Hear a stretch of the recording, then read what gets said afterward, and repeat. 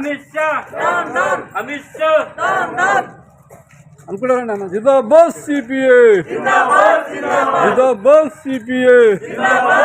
అంబేద్కర్ ఆహ్వానించిన అమిత్ షా రాజీనామా చెయ్యాలి. అంబేద్కర్ ఆహ్వానించిన అమిత్ షా రాజీనామా చెయ్యాలి. నశించాలి మతోన్మాదం, నశించాలి మతోన్మాదం. కేంద్ర మంత్రి అమిత్ షా, కేంద్ర మంత్రి అమిత్ షా రాజీనామా చెయ్యాలి. కేంద్ర మంత్రి అమిత్ షా రాజీనామా చెయ్యాలి. పార్లమెంటులో బాబాసాహెబ్ అంబేద్కర్ ను అవమానించిన అమిత్ షా రాజీనామా చెయ్యాలి. కేంద్ర మంత్రి అమిత్ షా రాజీనామా చెయ్యాలి. జిందాబాద్ సిపిఐ, జిందాబాద్ సిపిఐ. సిపిఐ ఆధ్వర్యంలో కేంద్ర మంత్రి అమిత్ షా గారి దిష్టి బొమ్మను దగ్ధం చేయడం జరిగింది. ఎందుకంటే నేను పార్లమెంట్ సెషన్లో బాబాసాహెబ్ అంబేద్కర్ గారిని పదే ఉచ్చరించడాన్ని వ్యతిరేకిస్తూ అమిత్ షా గారు చురుకం చేస్తూ మాట్లాడిన పద్ధతిని సిపిఐ పార్టీ వ్యతిరేకిస్తూ దానికి నిరసనగా ఈరోజు సదాశివపేట పట్టణ సమితి ఆధ్వర్యంలో అమిత్ షా గారి దిష్టి బొమ్మ ధరించడం జరిగింది. అయితే గతంలో కూడా మనము బీజేపీ ఆర్ఎస్ఎస్ సిద్ధాంతం ఏంటంటే నిజంగా మన అప్కి బార్ 400 ఎందుకు కావాలంటే మనకు అర్థమవుతుంది. నిజంగా అప్కి బార్ 400 వస్తే ఈ భారత రాజ్యాంగాన్ని మొత్తం మార్చేసి మనవత రాజ్యాంగాన్ని, వాళ్ళకు అనుకూలమైన రాజ్యాన్ని, మత రాజ్యాన్ని తీసుకోవడానికి ఒక ప్రయత్నం జరుగుతుందని చెప్పేసి మనం భావించాము.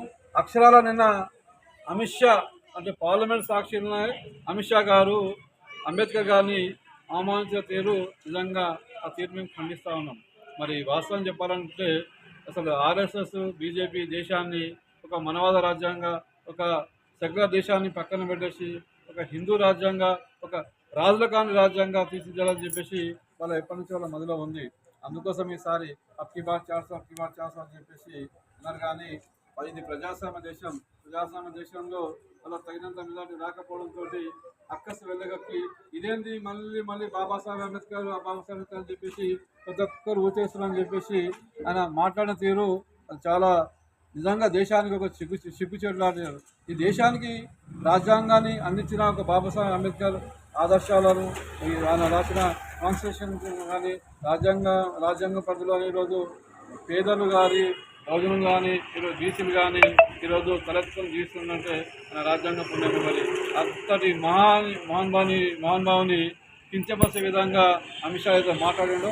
వెంటనే కేంద్ర ప్రభుత్వము అమిత్ షా గారిని ఆ పదవి నుంచి ఊడగొట్టాలని చెప్పేసి సిబిఐగా డిమాండ్ చేస్తూ రాబోయే కాలంలో ఈ మతవాదులు ఈ రాజ్యాంగం మీద అలాగే సెక్యులర్ వాదుల మీద ఇలాగే దాడి చేస్తారు కాబట్టి తస్పజాగ్రత్తని హెచ్చరిస్తుంటూ అందుకే బీజేపీ ఆర్ఎస్ఎస్ను ఈ దేశంలో వాళ్ళు ఇంకా పాగా వేయడానికి అంటే సెక్యులర్ విధానాన్ని పూర్తిగా ఎత్తేయడానికి ప్రయత్నం చేస్తున్నారు.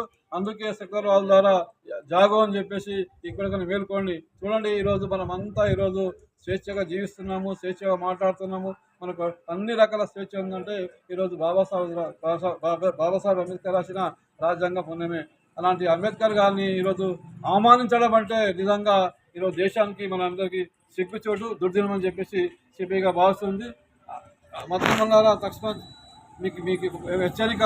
ఎందుకంటే రాబోయే కాలంలో ఇలాంటి ప్రయత్నం ఎన్నిసార్లు రాజ్యాంగాన్ని కానీ అంబేద్కర్ కానీ సెక్యులర్ వాదులు కానీ మీరు అవమానించిన మీకు అడ్డుగా ఈ కమ్యూనిస్ట్ పార్టీ మీ ఆట సాగనివ్వాలని చెప్పేసి హెచ్చరిస్తుంది.